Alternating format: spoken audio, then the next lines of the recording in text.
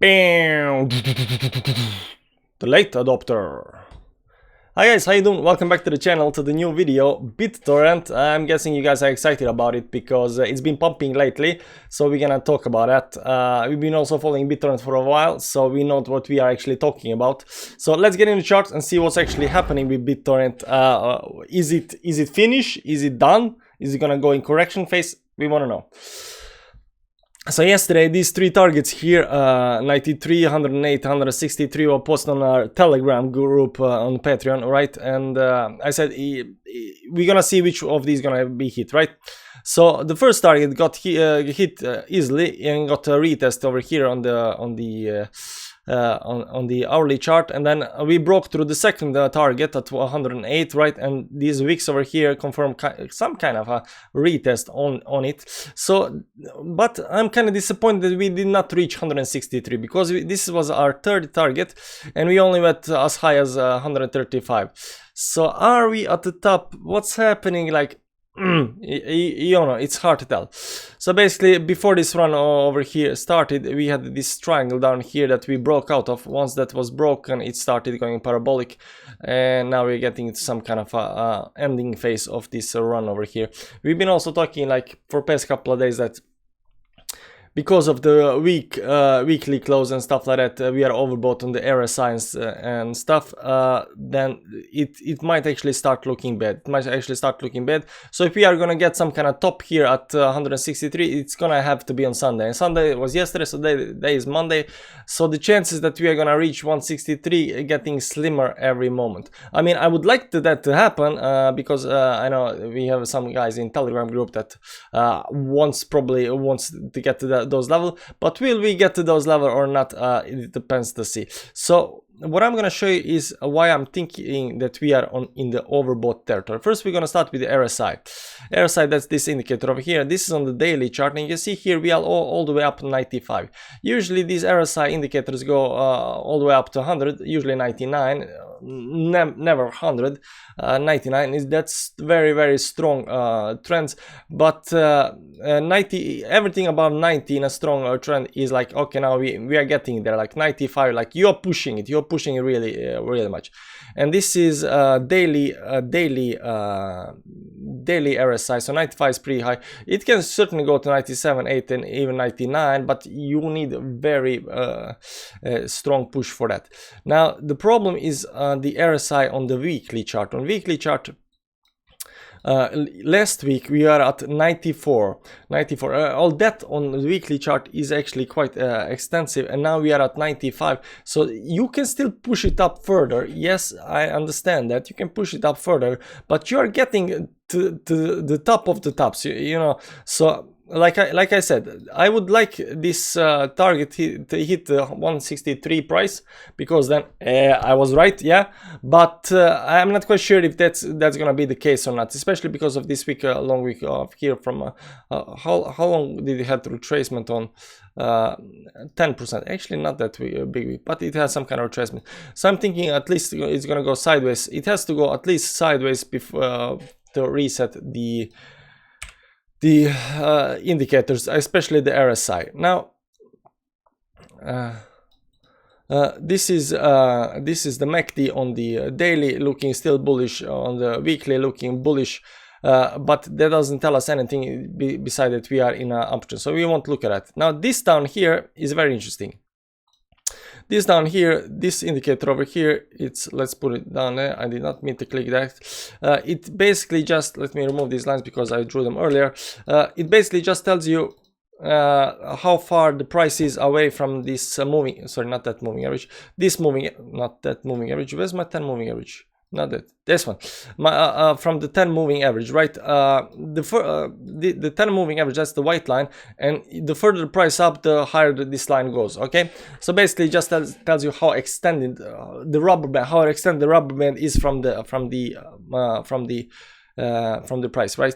So the more extended, it means it's gonna have some kind of pullback. You can see here, once we got extended really high up here, it did not go straight down, but it did have some kind of sideways movement until we came back to the zero line and then started going parabolic up again, right? So that's what we are looking for right now, and I'm gonna now argue that this top over here is actually pretty high. Even though it's less than this top over here, it's higher than this one, and it's pretty high. So first of all, that we're gonna see, this is on the daily chart, and on the daily chart you can see that usual range is all the way down there, right? So all of these price movements up until this point were in some kind of a movement below this line over here. So after the bull run started around January, February, that's over here, you can see here this big pump. This big pump is not parabolic pump, it's just like straight up pump, and that's why we get this big extension from the zero line. So this move should be disregarded because it's not the kind of pump we are looking for. This, on the other hand, is also looking like some kind of a straight pump up, but it was more of a curve than L-shaped form. L-shaped form. So this is actually the kind of tops we are looking for, and here it got exhausted around this level up here, and now you can see the second move here is also the some kind of parabolic move that's been happening, and it's also hitting the same levels that previously got exhausted at. Now this can also move it higher, all depending on the hype and stuff like that, right? So it can go sideways and it can go even higher than this, but right now it's looking like it's reaching some kind of top, so some kind of a sideways movements is in the books.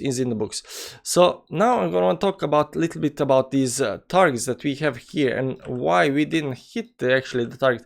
I was actually hoping that we're gonna hit the last target, because the first two targets got hit pretty nicely.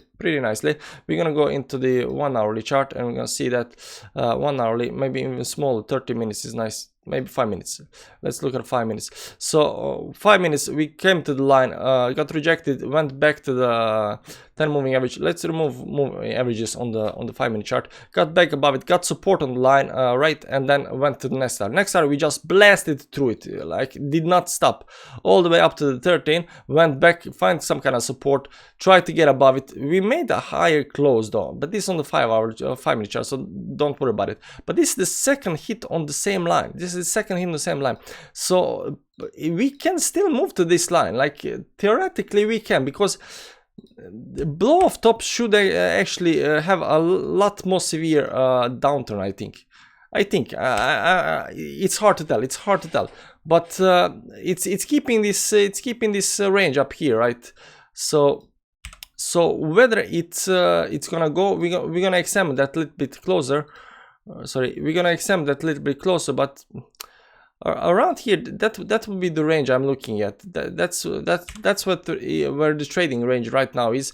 And if it starts falling down, then you can say like, okay, now it's some kind of decent correction. If it starts going up, then the target might still actually be 163. I don't want you to put money on this because it's very extended. Rule number one: never FOMO into anything. Just get something else. You know, there are a lot of other coins that are about to pump or slowly pumping, and it's gonna go parabolic in a day or two or a week or something like that. Actually, on our Patreon, we do daily altcoins video where we actually rank who is gonna pump and not. So that might be something for you, but you usually don't wanna get into. If you are in here, sure, it's good and all the shebang. But if you wanna like day trade or like scalp, this might actually be the move. But we're gonna examine a little bit more what's actually happening here.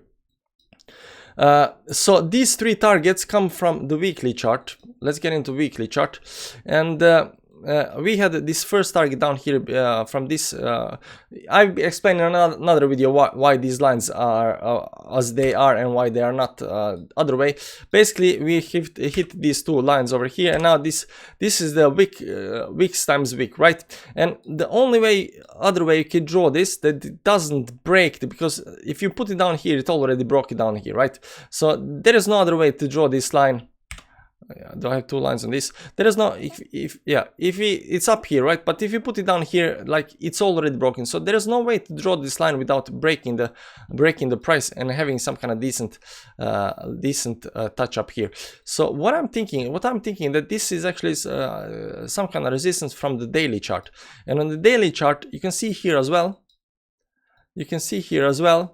Let me put it that the 2 touches are still up at 16, right? But there is one but. On the daily chart you can actually use this wick down here, and if we use that wick down, because these 2 candles are the top, so the second one, the small one, you can use that one as well. That one actually show us that the top is actually here. Sorry, let me just use the more at 1250 or something like that, right? That might, but it really doesn't matter. Now I'm just you know, doing magic to make it fit, you know. So I won't say that I call this target or that this target is correct one. I actually want to see the 16.3 target hitting. If I'm wrong, I'm wrong. But like, you know, once you get in these parabolic moves, you never know when it's gonna end. Like, people are starting to take profit prematurely. There's not enough push and stuff like that, or there's too much push and you shoot above the target. You know, so wicks can happen, stuff can happen. Which target is correct one? Hard to tell. But we already broke these 2 targets over here, so this 163 is still in the books. So I would like to see it get up there, but will we get up there? It depends, and we're gonna see what's actually happening. So now we're gonna try to figure out what's happening over here, and we're gonna go down to 5-minute chart. 5-minute chart, and we're gonna remove, let's put up the RSI. I want an RSI and MACD there. Let's see the moving averages. Here's the thing on the moving averages on 5-minute chart. We are above all the moving averages right now, so this can actually put price further up. I mean, on the 5-minute chart this happens way too fast. Like, it goes up down, below and above the moving averages, but 5-minute chart we are above moving averages, and it looks like it's pushing the price on upwards. So right now the move is towards up. Let's look at the 30-minute chart. And 30-minute chart, you can see here that we fell all the way down to the 20 moving average and are trying to climb back, but are we gonna manage to get above the 10 moving average up here? It depends to see. And the 1-hourly chart, we are kind of slowly slowly following this 10 moving average, and usually this means that we are going to have some kind of drop, because the price is bullish. But it just doesn't have enough power to break the moving average. And you can see the further up we go on the time scale, the 4-hourly, like we are to extend on the 4-hourly above the 10 moving average, so the price actually has still room to go down, right? And you can see that on the 1-hourly chart, I think we actually break this one, that we can hit both 20 moving average and the 50 moving average all the way down here. So that might happen. But this move over here, I'm going to show you on the Bitcoin chart, because I was telling my significant other about this. Let me just show you here. Was this on the daily? Maybe it was on the 4-hourly. No, which time frame was this on? Which time frame was I looking? So, yeah, here was it. So let me just remove this. So you can see the moving average. This is a Bitcoin chart. It is the same thing, right? So we get up to the top, right? The same thing. We get up. Okay, let's clean up everything up here. We get up to the top, and then we go down, and then we hit this 10 moving average, right? And then we follow the 10 moving average, and we try to get above the 10 moving, but you can, and then you can come to this top, right? And there is just enough power to do that, and you fall all the way down. And you can see here on the daily, it fell all the way down to the 50 moving average, just this line over here, and got fine support. Now it's now slowly climbing on the 10, on the 20 moving average. And hopefully it's gonna continue climbing, but that's a video for another day. Right now we're doing Bittorrent, but that's what happened. That's what I'm seeing here on the 1-hourly chart. That's what I'm seeing here on the 1-hourly chart right now, and that's that the price is actually fell down to the 10 moving average, and it's trying to get above the 10 moving average, but it just doesn't have enough power and enough momentum to get above there. So I'm thinking like the next likely move is move down, and we should be probably looking at this 20 moving average and further down. I'm sorry about that, but I don't think the BitTorrent will die just yet. It has to have correction just like anything else, whether that's a week or two, or maybe a day or two, how long it's gonna be.